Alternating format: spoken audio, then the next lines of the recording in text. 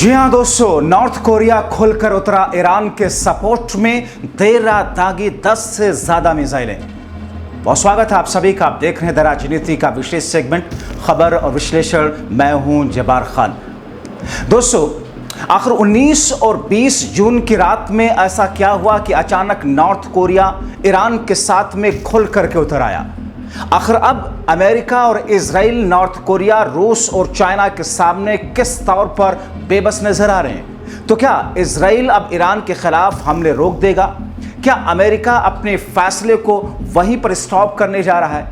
आखिर north Korea के कथित तानाशाह किम जोंग उन ने जिस किस्म का बड़ा प्रहार करते हुए और आरोप लगाया इजराइल और अमेरिका पर, क्या वाकई वो ईरान के साथ में युद्ध लड़ करके इजराइल को बैकफुट पर ढकेलने जा रहा है? विस्तार से आपको बताते हैं दोस्तों, अंत तक इस वीडियो को जरूर देखें। दोस्तों, गजब की खबरें सामने आ रही हैं ईरान और इजराइल के युद्ध के बीच में। अभी तक आपने देखा कि रूस और चाइना के साथ कई सारे देश ईरान के साथ खड़े होते हुए नजर आए, मगर जब से देर रात नॉर्थ कोरिया के कथित तानाशाह किम जोंग उन ने जो बड़ा ऐलान किया है, उससे पूरी दुनिया में एक थर्राहट देखने को मिल रही है। अमेरिका हिला हुआ है, इजराइल चिंतित है। कहा यह जा रहा है कि बेंजामिन नेतन्याहू किसी और जगह पर छुप गए हैं। अब इजराइल में चल रहे युद्ध ने ईरान के साथ में पूरी दुनिया में तीसरे विश्व युद्ध के खतरे को और ज्यादा बढ़ा दिया। नॉर्थ कोरिया के उतरने से मामला कहीं न कहीं और ज्यादा अशांति की तरफ जा रहा है। नॉर्थ कोरिया ने कहा कि इजराइल मिडिल ईस्ट की शांति के लिए कैंसर और दुनिया की शांति सुरक्षा को बर्बाद करने वाला मुख्य अपराधी है। उत्तर कोरिया के किम जोंग उन के एक प्रवक्ता ने ईरान पर इजराइल के हमले की निंदा करते हुए उसे मानवता के विरुद्ध अपराध बताया, चेतावनी दी। इससे अस्थिर मध्य पूर्व में व्यापक खुद युद्ध छिड़ने का खतरा बताया। दोस्तों, कोरिया की सरकारी समाचार एजेंसी KCNA के मुताबिक जिस अंदाज में देश के विदेश मंत्रालय के प्रवक्ता ने एक बयान जारी करके कहा, उससे खतरा बढ़ रहा है। इजराइल डरा हुआ है। उनका देश ईरान के नागरिकों, वो कहते हैं कि उनका देश ईरान के नागरिकों, परमाणु और ऊर्जा स्थलों पर इजराइल के सैन्य हमलों पर गंभीर चिंता जताता है और इसकी कड़ी निंदा करता है। वो कहते हैं कि इजरायली हमलों में नागरिकों की हत्या हुई, मानवता के विरुद्ध ये अक्षम्य अपराध है। उन्होंने इजराइल पर स्टेट स्पॉन्सर आतंकवाद का आरोप लगाया, जिससे क्षेत्र में एक व्यापक युद्ध का खतरा बढ़ रहा है। उत्तर कोरिया की एक टिप्पणी ऐसे समय में आई जब अमेरिकी राष्ट्रपति ने कहा कि ईरान के मामले में उनका धैर्य समाप्त हो चुका है। उत्तर कोरिया ने अमेरिका से ऐसा न करने का आग्रह किया और चेतावनी दी कि अमेरिका और इसके सहयोगियों की कार्रवाई मध्य पूर्व में स्थिति को विनाश की ओर लेकर जा रही है। दोस्तों, इजराइल और ईरान के युद्ध के बीच में जिस अंदाज में उत्तर कोरिया ने चेतावनी देते हुए कहा कि वो ईरान के साथ में खड़े हैं, जरूरत पड़ने पर उनकी सेना ईरान के साथ में इजराइल के खिलाफ आकर के उतर जाएगी, अपने आप में एक ऐसा बयान है जिससे पूरी दुनिया हिली हुई है। अब ऐसे में माना जा रहा है कि अमेरिका अपने सहयोगी इजराइल के साथ इस युद्ध में शामिल हो सकता है।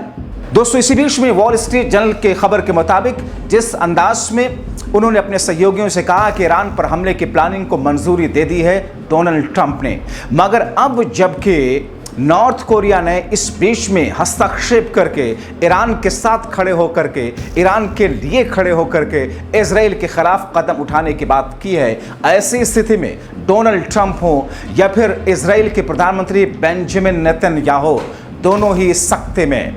अमेरिका और यूरोपीय देशों को चेतावनी जिस तरीके से दी, वो इस युद्ध में हस्तक्षेप ना करें, नॉर्थ कोरिया ने कहा।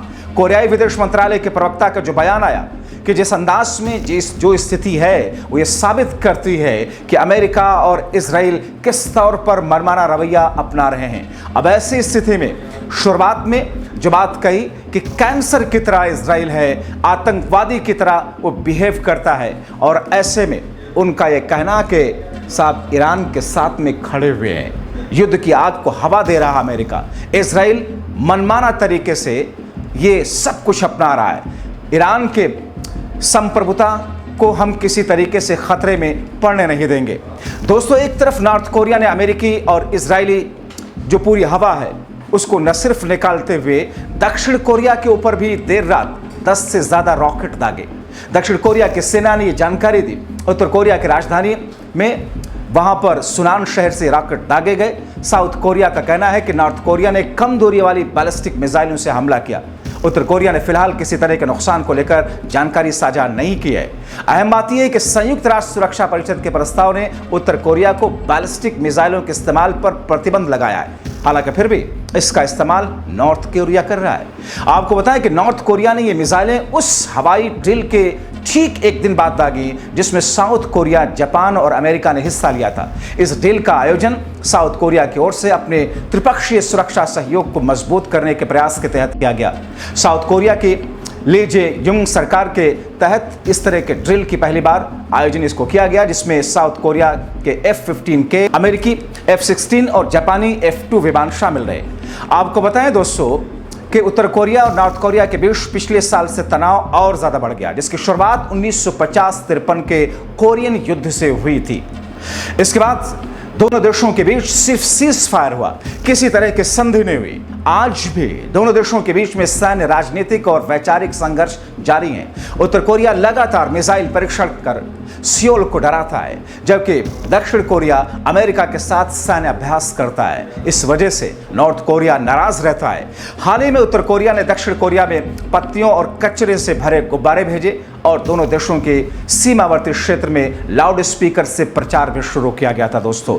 मगर नॉर्थ कोरिया और साउथ कोरिया के बीच का एक कन्फ्लिक्ट जाहिर तौर पर कहीं ना कहीं इसके तार भी अमेरिका से जुड़े हुए हैं, क्योंकि अमेरिका की वजह से ही नॉर्थ कोरिया दक्षिण कोरिया के खिलाफ में अपने तेवर को और सख्त कर रहा है। और एक ऐसी स्थिति जब इजराइल ईरान का युद्ध जारी है, इस बीच में नॉर्थ कोरिया ने साउथ कोरिया पर रॉकेट दाग करके न सिर्फ एक संकेत दिया दुनिया को, बल्कि एक खुला मैसेज अमेरिका को भेज दिया कि साहब इस स्थिति को संभालने के लिए आगे बढ़ने की जरूरत है, नहीं तो इसके नतीजे और इसका अंजाम बहुत भयानक और खतरनाक होगा। तो एक ऐसी स्थिति जब नॉर्थ कोरिया ने खुल करके कह दिया है कि वो और उनकी सेना तेहरान के साथ में, ईरान के साथ में खड़े हुए हैं, जरूरत पड़ने पर ईरान के साथ में युद्ध में भी शामिल होंगे। तो क्या अब अमेरिका और इजराइल इस पूरे कन्फ्लिक्ट को धैर्य के साथ में वापस ले जाने की तरफ, सीजफायर की तरफ, युद्ध विराम की तरफ कोई फैसला लेंगे? ये देखना बहुत महत्वपूर्ण होगा।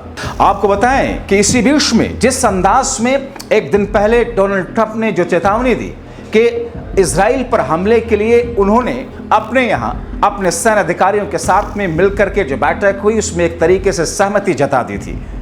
और दरअसल इसी संकेत के बाद में पूरे विश्व के अंदर अलग अलग देश ईरान के साथ खड़े होकर के अमेरिका और इजराइल के इस बिहेवियर की कड़ी निंदा और आलोचना कर रहे हैं। और ऐसे में जिस अंदाज में हमने आपको कल दिखाया था कि ईरान ने जो कुछ अटैक किया था इजराइल के ऊपर, जिस तरीके से इजराइल में एक बड़े अस्पताल के ऊपर अटैक किया, कहा गया कि उस अस्पताल के अंदर उससे सटा हुआ इजराइल का सैन्य दफ्तर कोई या ठिकाना कोई था, मगर उस पर इजराइल न सिर्फ विचलित है बल्कि धमकियां दे रहा है, खुल करके धमकी दे रहा है कि ईरान के चीफ आयतुल्ला खामनेई को मार देगा। दोस्तों, अब इजराइल को याद आ रहा है कि अस्पताल पर अटैक हुआ जब इजराइल ने फ़लस्तीन और गाज़ा में लगातार बमबारी करके वहाँ के मासूम बच्चों को, स्कूलों कॉलेजेस में पढ़ रहे छात्र छात्राओं को, अस्पताल में भर्ती मरीजों को, आम नागरिकों को न सिर्फ मौत की नींद सुला दिया बल्कि सब कुछ वहाँ पर तहस नहस कर दिया। तब इजराइल को ख्याल नहीं आया, तब इजराइल को किसी ने नहीं टोका, और अब इजराइल को ऐसा लगता है कि उसके नागरिक मारे जा रहे हैं और ईरान अब उनके नागरिकों पर अटैक कर रहा है। दोस्तों, यही है पश्चिमी देशों की हिपोक्रेसी, यही है कुछ यूरोपीय देशों और अमेरिका के साथ पश्चिमी देशों को इजराइल को आगे करके अपनी दादागिरी अंजाम देने का एक तरीका। मगर शायद अब इजराइल को लगने लगा है कि ईरान दरअसल फ़लस्तीन नहीं है, ईरान दरअसल सऊदी अरबिया नहीं है, ईरान दरअसल ऐसा देश नहीं है जिस पर आपने अटैक किया वो चुपचाप बैठ जाएगा, आपसे समझौते कर लेगा। बल्कि ईरान के चीफ आयतुल्ला खामनेई ने जिस तरीके से हुंकार भरी कि एक एक खून के एक एक कतरे का हिसाब लिया जाएगा, इतना बम मारेंगे, इतनी मिसाइल मारेंगे कि इजराइल शायद आगे आने वाले दिनों में युद्ध के बारे में सोचना भूल जाएगा। और ऐसे में जबकि एक तरफ रूस और चाइना ईरान के साथ में खड़े हैं, इस बीच में नॉर्थ कोरिया का ये बयान जाहिर तौर पर